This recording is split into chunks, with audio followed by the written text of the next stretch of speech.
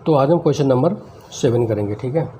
Class 10 का chapter number 9 some application of trigonometry, उसका question number 7 को हम सोल्व करेंगे। बाकी इससे पहले वाला क्वेश्चन पिछले वाले वीडियो में मैंने सोल्व किया हुआ है, आप जाके देख सकते हो, ठीक है। अब क्या है इसमें कि हम इसको क्वेश्चन को पहले पढ़ेंगे, समझेंगे, उसके बाद इसका डायग्राम बनाएंगे, फिर हम इसको सोल्व करेंगे, ठीक है। अब क्वेश्चन को पढ़ते हैं। क्वेश्चन में क्या पूछा है। From a point on the ground the angle of elevation of the bottom and top of a transmission tower fix at the top of a 20 metre high building. इसका मतलब यहाँ तक हमने ये समझा कि एक बिल्डिंग है, 20 मीटर हाई बिल्डिंग है, उसके ऊपर में एक ट्रांसमिशन टावर लगाया गया है बिल्डिंग के ऊपर, ठीक है ना। तो ग्राउंड में किसी एक पॉइंट से अगर हम उस टावर का टॉप को देखते हैं तो कितना डिग्री एंगल बनेगा, 60 का बनेगा। उसका बॉटम को देखते हैं तो कितना डिग्री एंगल बनेगा, 45 डिग्री का बनेगा, ठीक है ना। Find the height of the tower. तो जो बिल्डिंग के ऊपर में जो टावर लगा है ना, उसका हाइट हमें निकालना है, ठीक है। अब देखो डायग्राम कैसे बनाएंगे। मैंने डायग्राम ऑलरेडी बनाया है। तो ये बिल्डिंग है, 20 मीटर हाई बिल्डिंग है, ठीक है। ये जो मैंने किया है ना, ये 20 मीटर हाई बिल्डिंग है ये, ठीक है। तो बिल्डिंग कहाँ पे खड़ा होगा, बिल्डिंग तो ज़मीन पे खड़ा होगा ना, बिल्डिंग हवा में लटका तो नहीं होगा, है कि नहीं। तो बिल्डिंग ज़मीन पे खड़ा होगा। ये क्या है, ज़मीन है, बेस बन गया जो कि हमारे लिए बेस का काम करेगा ना। ये ज़मीन पे बिल्डिंग खड़ा है। कितना मीटर हाई है बिल्डिंग, 20 मीटर हाई है। तो उसके ऊपर में एक टावर लगाया है, ये जो ब्लैक में दिया ना मैंने, ये टावर है AD, जिसको निकालना है, इसलिए मैंने यहाँ पे X लगा दिया, ठीक है। अब ये किसी भी एक पॉइंट से, सपोज़ ये B पॉइंट से हम उस टावर का टॉप को देखते हैं तो कितना डिग्री एंगल बनेगा, 60 का बनेगा। बड़ा एंगल बनेगा ना, क्योंकि हम ऊपर ज़्यादा ऊपर देख रहे हैं तो हमारा एंगल भी वाइड होगा, मतलब ये 60 डिग्री का एंगल होगा सब पूरा बड़ा।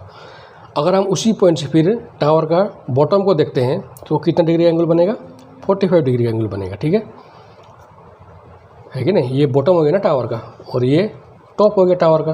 अगर टावर का टॉप में देखते हैं तो 60 डिग्री एंगल बनेगा। अगर टावर का बॉटम में देखते हैं तो 45 डिग्री एंगल बनेगा, छोटा एंगल बनेगा ना। तो बिल्डिंग की हाइट है 20 मीटर, ठीक है। ये अपना 90 डिग्री, ठीक है। अब इसमें क्या है, इसमें दो इक्वेशन बनेंगे, दो बार दो ट्रायंगल लेने पड़ेगा हमें। एक बार ABC, दूसरी बार DBC, ठीक है। अब इसमें हमारे पास 6 रेशियो है, साइन, कोस, टेन, कोसेक, सेक, कोट। हमारे पास 6 रेशियो है। तो 6 रेशियो में से कौन सा लेंगे हम लेंगे 10। क्यों 10 लेंगे, कि अभी हमें परपेंडिकुलर निकालना है ना। परपेंडिकुलर थोड़ा तो दिया हुआ है, बिल्डिंग तो बिल्डिंग भी परपेंडिकुलर है, ये टावर भी परपेंडिकुलर है कि नहीं। तो बिल्डिंग दिया हुआ 20 मीटर, ये निकालना है। तो हमें बेस निकालना पड़ेगा। तो परपेंडिकुलर और बेस किस में आता है, 10 में भी आता है और एक दूसरे रेशियो में भी आता है। तो हम 10 लेके सोल्व करेंगे इसको, ठीक है ना। तो पहले देखो कोई भी ट्रायंगल हम ले सकते हैं, चाहे ABC ले लो आप, चाहे DBC ले लो। तो मैं पहले ABC ट्रायंगल ले रहा हूँ, ठीक है ना। देखो यहाँ पे in triangle ABC, in triangle ABC 10 ABC triangle में कौन सा एंगल आएगा, ABC में 60 आएगा या 45 आएगा, 60 आएगा। ABC पूरा आएगा ना, है कि नहीं। ये पूरा कितना डिग्री है, 60 डिग्री। 10 60 डिग्री इक्वल टू क्या होता है, परपेंडिकुलर बाई बेस होता है कि नहीं। तो 10 60 डिग्री का वैल्यू कितना होता है, 10 60 डिग्री का वैल्यू होता है √3 इक्वल टू परपेंडिकुलर कितना है, ट्रायंगल ABC में, ट्रायंगल ABC में परपेंडिकुलर कितना है, परपेंडिकुलर है पूरा यहाँ से A से लेके C तक, A से लेके C तक। मतलब बिल्डिंग भी आ गया, उसमें टावर भी आ गया। बिल्डिंग का हाइट है 20 मीटर, टावर हमने लिया X, जिसको निकालना है। तो मैं क्या कर दूंगा, परपेंडिकुलर का जगह में 20 + X कर दूंगा, ठीक है ना। 20 + X कर दूंगा। बेस कितना है, ABC में बेस कितना है, BC है। बेस तो दोनों एंगल के लिए कॉमन ही होगा। ABC में भी बेस BC होगा, DBC में भी बेस BC होगा,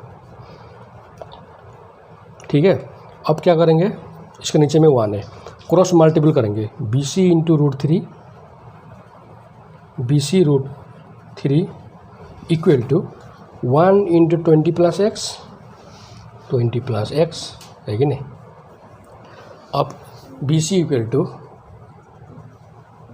20 प्लस एक्स बाई, ये कहाँ चला जाएगा, √3, इसका नीचे में जाएगा डिनोमिनेटर में। क्यों?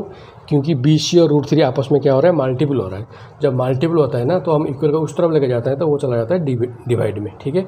तो ये हो गया आपने इक्वेशन नंबर 1, ये अपना बन गया इक्वेशन नंबर 1, ठीक है ना, इक्वेशन नंबर 1 है ये। अब हमने ट्रायंगल ABC तो ले लिया, अब हम कौन सा ट्रायंगल लेंगे, DBC लेंगे हम, ठीक है। तो अगेन यहाँ पे देखो आप, अगेन इन ट्रायंगल DBC 10, फिर से 10 लेंगे हम, कितना डिग्री, DBC में कितना डिग्री आएगा, ABC में तो पूरा एंगल आ गया 60, तो DBC में कौन सा एंगल आएगा, 45, 10 45 equal to perpendicular by base होगा। 10 45 का वैल्यू कितना होगा, 10 45 का वैल्यू होगा 1 इक्वल टू ट्रायंगल DBC में परपेंडिकुलर कितना है, ट्रायंगल DBC में, ट्रायंगल DBC इसको ले रहे हैं हम अभी, ये नहीं ले रहे हैं ऊपर का, ठीक है, ये ले रहे हैं DBC, परपेंडिकुलर सिर्फ यहाँ से लेके यहाँ तक होगा, जो कि दिया है ऑलरेडी 20, परपेंडिकुलर कितना होगा, 20 होगा। बेस कितना है, BC है बेस, दोनों ट्रायंगल के लिए बेस तो कॉमन ही है ना, BC, ठीक है। इसका नीचे में हम 1 लिख देंगे अपने आप, ठीक है ना, क्यों लिखें, क्योंकि 1 लिख सकते हैं कि नहीं, BC into 1 BC equal to 1 into 20, ठीक है। तो ये अपना बन गया इक्वेशन नंबर 2, ये अपने इक्वेशन नंबर 2, इक्वेशन नंबर 1 यहाँ पे हमने निकाल चुके हैं, ठीक है ना। इसको एक बार देख लो ध्यान से, ठीक है। एक बार हमने ये ट्रायंगल ले लिया ABC लेके हम BC निकाल दिए, उसका फिर दोबारा से हम ट्रायंगल लिया DBC निकाल के BC निकाल दिया, ठीक है। अब क्या करेंगे, अब इसको ऊपर वाले को मिटाएंगे पहले तो, ठीक है।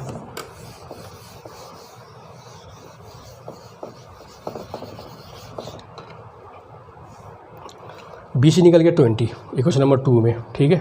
अब क्या करेंगे, देखो, पुटिंग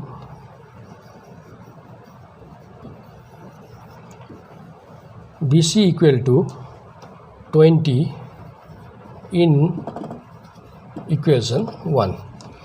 अब BC का जगह में 20 पुट कर देंगे, किस में, इक्वेशन नंबर 1 में। इक्वेशन नंबर 1 क्या निकला था, इक्वेशन नंबर 1 अपना ये था, ठीक है ना। देखो तो इक्वेशन 1 क्या निकला था, BC equal to 20 plus x by √3, यही निकला था ना इक्वेशन नंबर 2, इक्वेशन नंबर 1।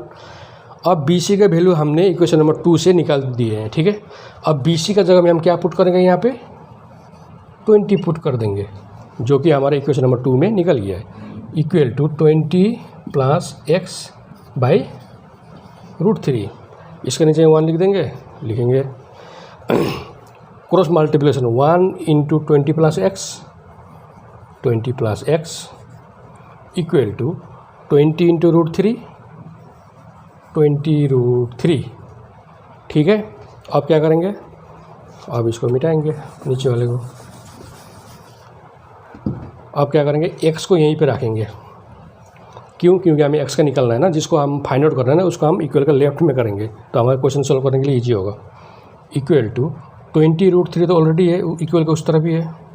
अब ये 20 को उस तरफ ले जाएंगे, इक्वल का उस साइड में।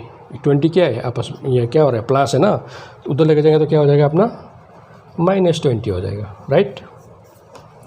तो x इक्वल टू, अब देखो 20 यहाँ पे भी है, 20 यहाँ पे भी है, हम 20 कॉमन ले सकते हैं, राइट। यहाँ क्या बचेगा, यहाँ बचेगा √3, यहाँ क्या बचेगा 1, 20 इंटू √3 20 √3, 20 इंटू 1 20, ठीक है।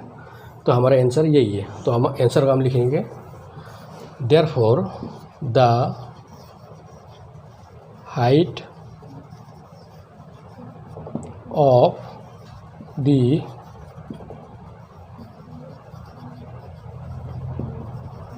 ट्रांसमिशन टावर इज कितना निकला, ये निकला 20√3 - 1 मीटर में, क्योंकि मीटर में दिया है ना, तो मीटर में। ये हमारा आंसर हो गया। ठीक है, that's all for today. Okay, thank you.